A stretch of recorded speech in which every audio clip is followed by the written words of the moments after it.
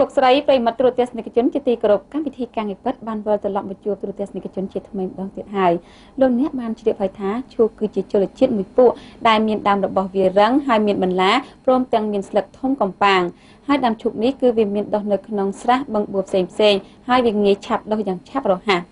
ហើយចំពោះឈូកនេះគឺវាមានអត្ថប្រយោជន៍ច្រើនបែបដូចជាផ្លែរបស់វាគឺយើងធ្វើជាអាហារតាមផ្ទះតាមខ្ចីនិងផ្ការបស់វាវិញនោះប្រើជាគ្រឿងបូជាព្រះចំណែកឯមើមផ្លែរបស់វាវិញយើងអាចបុកត្រង់ធ្វើជាម្សៅក៏បានដែរដោយសារតែមានតម្រូវការដ៏ច្រើនសន្ធឹកសន្ធាប់បែបនេះហើយទើបធ្វើឲ្យលោកឈុនចិនអ៊ីនិងភរិយារបស់គាត់នោះចាប់យកនៅមុខរបរនេះអស់រយៈពេលជាង10ឆ្នាំមកហើយថាតើបទពិសោធន៍របស់គាត់យ៉ាងណានោះក៏សូមគ្រប់អញ្ជើញប្រិយមិត្តទូរទស្សនិកជនតាមដានទស្សនានៅឯកសាររបស់យើងដូចតទៅ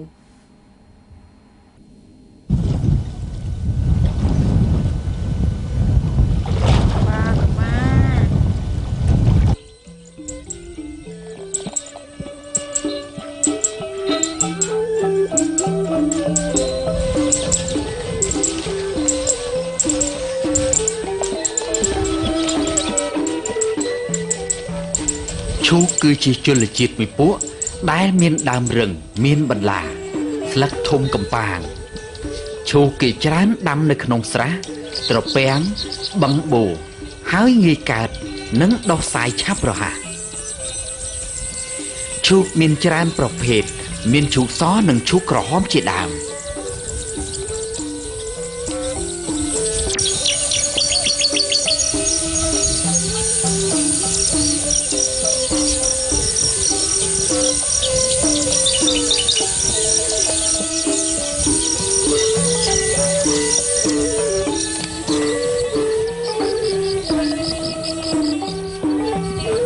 ឈូកមានអត្ថប្រយោជន៍ច្រើនយ៉ាងផ្កាប្រើជាគ្រឿងបូជា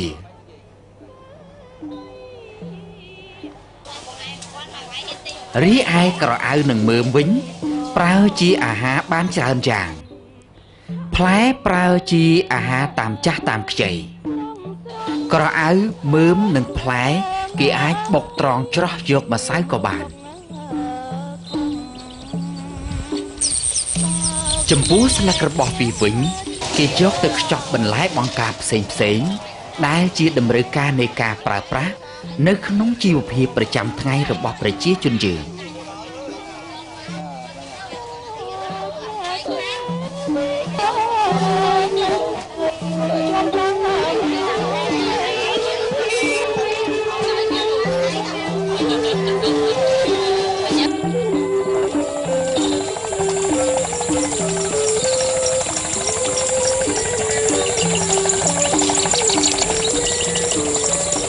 ប្រជាជនដែលរស់នៅតាមដងស្ទឹងបឹងបួមួយចំនួនតែងតែប្រកបមុខរបរដាំដំណាំឈូកនេះដោយដំណាំឈូកនេះវាបានជួយលើកកម្ពស់ជីវភាពរស់នៅរបស់ប្រជាជនយើងបានមួយកម្រិតថែមទៀត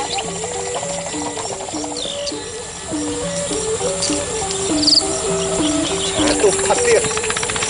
អានេះទុកផាត់ទៅវាអត់ខូចសុខភាពតែពេញប្រទេសខ្ញុំសឹកពេលដល់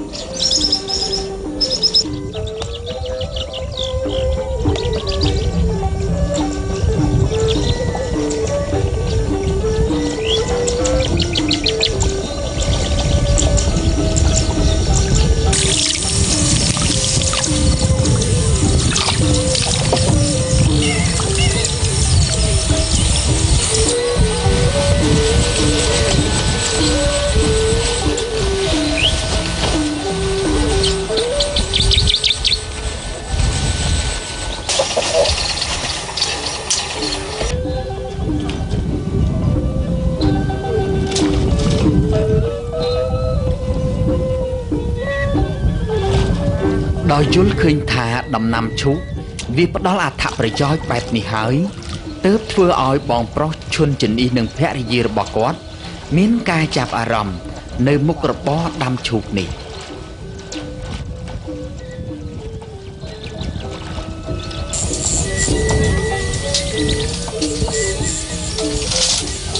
ព្រោះមុខរបរដាំឈូកនោះវាអត់ចោលដៃទេតែកាលណាដាំដឹងទៅពីបានបាទផលវាបានទៀងរបស់វារាល់តែឆ្នាំអញ្ចឹងហ្មង mà pi tàu mà nam ấy dân thứ mà tàu tầm bây giờ kilo dân thứ ba họ là nam ở đại ọt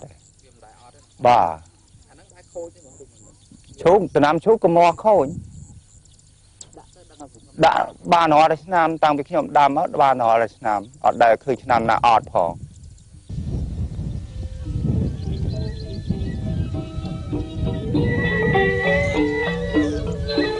លោកឈុនចិនអ៊ីនិងភរិយាគឺជាអ្នកដាំឈូកដ៏ជំនាញម្នាក់នៅក្នុងភូមិដំណាក់រាជនេះលោកមានស្រុកកំណើតនៅភូមិមហាសៀកក្រោមឃុំខ្ញោងស្រុកកោះសុទិនខេត្តកំពង់ចាមប៉ុន្តែបច្ចុប្បន្ននេះលោកបានមករស់នៅខាងស្រុកកំណើតរបស់ភរិយារបស់លោកនៅក្នុងភូមិដំណាក់រាជឃុំព្រះកគីស្រុកបរិបូរខេត្តកំពង់ឆ្នាំងវិញលោកឈុនចិនអ៊ីបានរៀបរាប់ឲ្យដឹងថាកាលពីឆ្នាំ1980រហូតដល់ឆ្នាំ1993លោកជាកងយោធពលខេមរៈភូមិន្ទនៅពេលដែលលោកឈប់បម្រើការងារជាកងទ័ពរួចមកលោកនិងគ្រួសាររបស់លោកប្រកបមុខរបរជាអ្នកធ្វើស្រែនិងចម្ការជាដំបូងលោកដាំម្ទេសផ្លោកសណ្តែកឈូកនិងធ្វើស្រែលោកឈុនចិនអ៊ីបានបន្តទៀតថាដោយលោកពុំមានកម្លាំងគ្រប់គ្រាន់និងគូផ្សំដំណាំទាំង4ប្រភេទនេះមិនដូចគ្នានោះលោកនិងភរិយារបស់លោកបានសម្រេចចិត្តថាតើត្រូវជ្រើសរើសយកដំណាំណាមួយដែលមានលក្ខណៈងាយស្រួលហើយទទួលបានកម្រៃច្រើន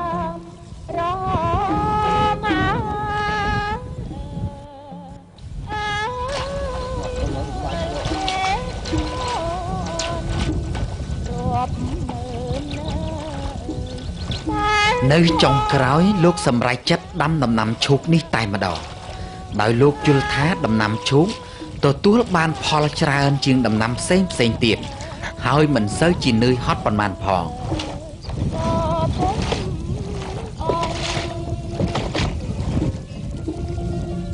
ខ្ញុំមុនខ្ញុំគិតថាដាំសណ្តែកផងទេផងប៉ុន្តែដល់ពេលមកដាំឈូកវាជក់ចិត្តដាំទៅវាធ្លាប់តែបានដល់ពេលនេះធ្លាប់តែបានគិតវាដាំទាំងនោះដល់អត់ដែលឆ្នាំណាឈប់ទេបាទយកទៅឈប់ព្រោះវាអត់ភ័យ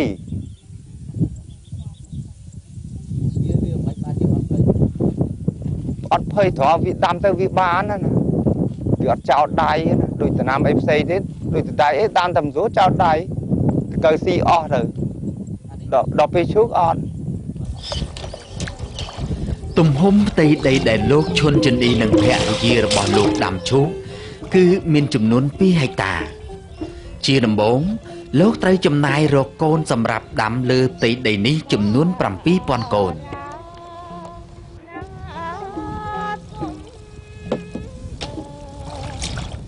តែអ៊ំ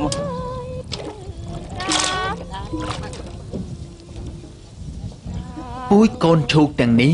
គឺមានលក់នៅតំបន់ដីក្រហមដែលស្ថិតនៅក្នុងស្រុកនេះតែម្ដងនៅពេលទឹកសម្រកទៅវិញទើបលោកចាប់ផ្ដើមដាំវា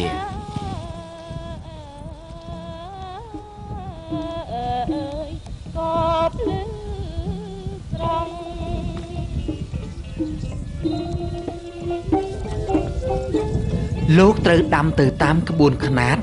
និងយល់អំពីស្ថានភាពទឹកនិងខ្យល់បក់យ៉ាងច្បាស់លាស់ញ៉ុកកាច់កបហ្នឹង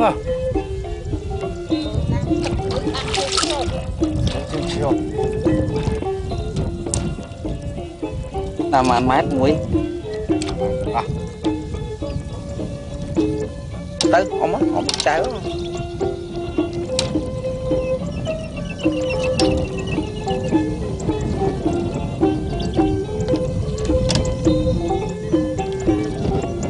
តែហ្នឹង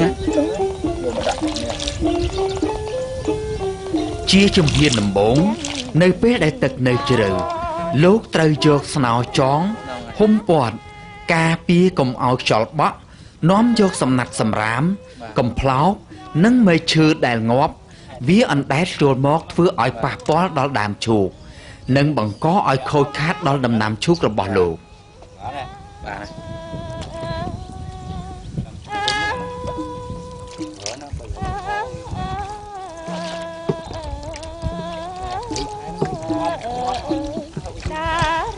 លោកត្រូវធ្វើទៅតាមកលៈទេសៈរបស់វា đây là con chia một đồng bóng chập đam hùng cũng ao sẵn nát về khai đàm nó vì miền tây khô về về phụ tắc rõ nè hùng vì tới dương dọa nào tập trung và đại tới đọc về sẵn nát về máu bị chọp là ngạt nào đừng bị mà bắt con thu chưa nghe nào nó vô mau chôn và đại tam sai này sai hàng bia cũng ao nátกับเพลาหรือมุ้ยไอ้กติเลี้ยไปเลือผัวขายดำนั่งเวียขายตักสระผมเอาเวียมาปักคนชู้แต่ปักคนชู้เวียนตายตามมาสนาวอาสนัดนั่งไงกับเพลานั่งดอกไปโฮมหายคือแต่โฮมหอยตื่นดอกคนชู้โยมันดำแต่มาดอกเนยตัวโบก็หอมง่ายได้เปิดออกเพลงปีลีเตอร์นะ ពូឈូកដែលលោកឈុនជំនីនិងភរិយាដាំមានពីរប្រភេទគឺពូឈូកករឹងនិងពូឈូកទន់តែសម្រាប់លោកជ្រើសរើសយកពូឈូករឹងមកដាំដោយពូឈូកនេះមានលក្ខណៈងាយស្រួលដើមដងវារឹងពុំដាបទឹកឈ្នះទឹកហើយវាធន់នឹងទឹកជ្រៅ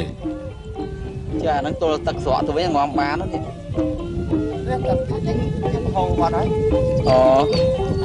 Lắp hai tiếng không? Lắp hai tiếng không?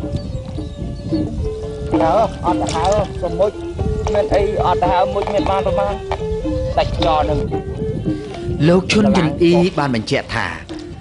លោកចាប់ផ្ដើមដាំឈូកនៅខែកដឹក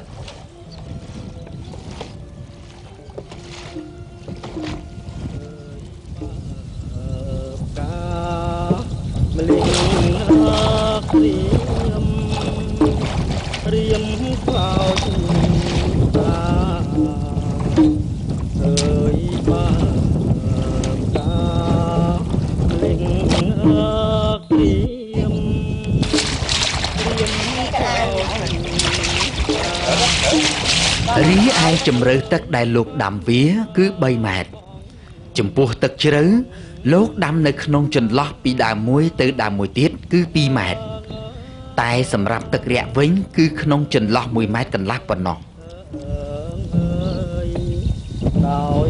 ពូឈូដែលដាំនៅចការាល់ថ្ងៃនេះគឺ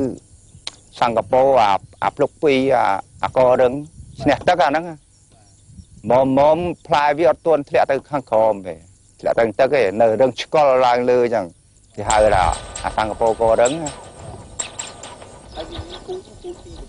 ពេលអាហ្នឹងមានអាកទាន់ផ្លែវាហឹងញឹកជាងអាហ្នឹងប៉ុន្តែដល់ពេលគេនិយមដាំវាជ្រើតែដាំអាករឹងហ្នឹងមក của nó bị phai thông có rất bị phai thông mà có tuấn phai việc hiện tôi chỉ nâng phần vì phai nhất phai chờ chưa nâng phần nó phá sự tiên được như vậy đám cà vì đám tắc chơi trong đám tắc bay mát nhung vô bỏ bao dư nâng cặp và vai này tới đầu tiêm cò vì bay buồn chừng cái cho rồi bóng cái hai đọc pick up cái hai chân cái chó nè cũng ao về tạt ao chui túp chế nhé và trong ta ai nó cọp trên thích từ cái phần năng này cũng ao với hai rồi đôi khi phải áp ôn đây cả vì này nó quyền thì nó đầu túp từng đầy đấy bà bò nó cái cặp bà vai năng tới cái cài dân đấy đi ai số của nó cái đặt túp cho này đam tập rest rule về tầm mà côn mà khang nó giọt cài cọp tay cọp nó lên thủ được đam cho mình là ha mò cọp đó không mà hồi đam tầm mà máu kim máu húi bạc đừng có bạc thật chơi rồi chúng tập bay khai vì lai cầm lang này mà mát bay khai lai cầm lang đây nhỉ thụng nó bay khai đằng à vì lai cầm lang buồn khai nó pin cài chạy bà buồn khai nó chụp chập đào tùng cắt chờ này rồi bà buồn khai chụp thành không tập bà mà khó bắt thôi kìa để nơi bay khai nơi biên còn cùng là bị tranh nhà nó ta là tắt một láng thì thôi phật á khó quá bà pin bốn to rồi khó bắt chết phật đi រាប់ដឹងតែល្អចឹងមកខែ12ខែកដឹកចាប់ពីថ្ងៃដែលលោកដាំរហូតដល់ថ្ងៃប្រមូលយកផលមានរយៈពេល5ខែការសម្គាល់ឬសន្មតថាឈូករបស់លោកអាចបេះយកផ្លែបាននោះគឺនៅពេលដែលឈូកទាំងនោះមានសាច់ពេញបរិបូរណ៍នេះចំពោះផ្លែបេះសម្រាប់ហូបរីឯផ្លែទុំវិញគឺលោកឈុនចិនអ៊ីនិងភរិយាសម្គាល់ថាឈូកទាំងនោះមានមុខខ្មៅរលុងគ្រាប់នោះវាចាប់ផ្ដើមទុំហើយក្នុងមួយឆ្នាំលោកប្រមូលផលឈូកបានជាសាច់គ្រាប់ឈូកចំនួនជាង2តោនដែររីឯតម្លៃវិញគិតទៅតាមទីផ្សារជាក់ស្ដែងលោកឈុនចិនអ៊ីបានបន្តទៀតថាលោកត្រូវជួបនឹងការលំបាកមួយចំនួនខ្លះដែរនៅពេលដាំវាពីព្រោះចំរដូវរងាហើយទឹកជ្រៅចំពោះការថែទាំវិញក៏មានសត្វមកជាយីបំផ្លាញផងដែរប៉ុន្តែសម្រាប់ដំណាំនេះលោកមានសង្ឃឹមច្រើនពុំដូចដំណាំដទៃទៀតទេក្រៅពីការងារជាអ្នកដាំឈូកលោកនិងភរិយារបស់លោកនៅបានធ្វើស្រែប្រាំងមួយផ្នែកទៀតដើម្បីបង្កើនជីវភាពរស់នៅពីព្រោះថាដីនៅតំបន់មាត់បឹងនេះគឺវាសម្បូរទៅដោយជីជាតិហើយផលដំណាំស្រូវក៏បានទិន្នផលយ៉ាងច្រើនផងដែរលោកនិងភរិយាបានប្រើប្រាស់ម៉ាស៊ីនបូមទឹកសម្រាប់ជួយជាកម្លាំងក្នុងការបញ្ចូលទឹកក្នុងស្រែ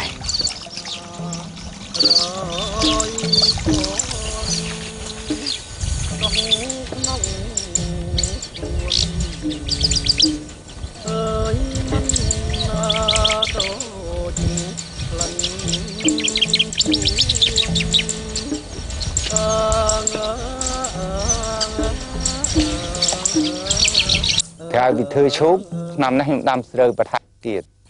ទៅស្រុកហ្នឹងឲ្យតែដាក់បាក់តែជ្រូតហ្មងដឹងរបៀបមិនដីនៅតំបន់ហ្នឹងមិនឲ្យឆ្ងល់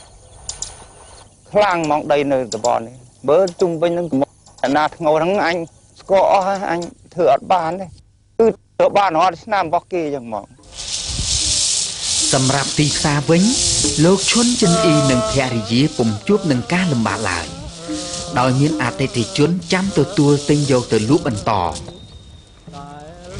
បងស្រីទុំលៀងហៃដែលជាអ្នកប្រមូលទិញគ្រាប់ឈូកយកទៅលក់មានការចាប់អារម្មណ៍ថាគាត់ដាំរាល់ឆ្នាំឈូកហ្នឹងគាត់ពីអ្នកប្តីប្រពន្ធហ្នឹងគាត់ដាំតែ2នាក់ទេក៏មានថាកម្មករអីណាគាត់តស៊ូពីអ្នកប្តីប្រពន្ធគាត់ហ្នឹងដាំឈូកហ្នឹងហើយឈូកគាត់ហ្នឹងក៏ផលល្អហើយខ្ញុំហ្នឹងឃើញឈូកគាត់ល្អហ្នឹងគាត់ក៏ខ្ញុំទិញពីគាត់ហ្នឹងរាល់ឆ្នាំយកទៅលក់នៅអីខេត្តចឹងតែទិញរាល់ឆ្នាំឬមួយមិន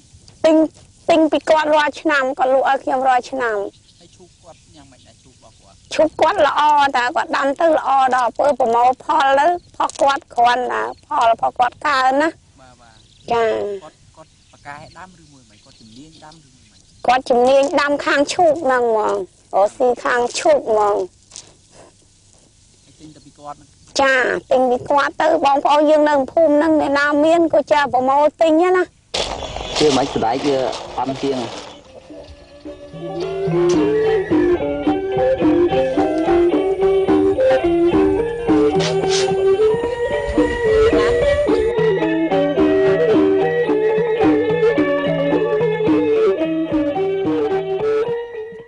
លោកស្រីប្រិមិត្តទូរទស្សនិកជនជាទីគោរពកម្មវិធីការពិតដែលប្រិមិត្តទូរទស្សនិកជនទស្សនាស្នានៅពេលនេះចាប់តែប៉ុណ្ណេះសូមថ្លែងអំណរគុណរាល់ការតាមដានទស្សនារបស់លោកអ្នកសូមជម្រាបលា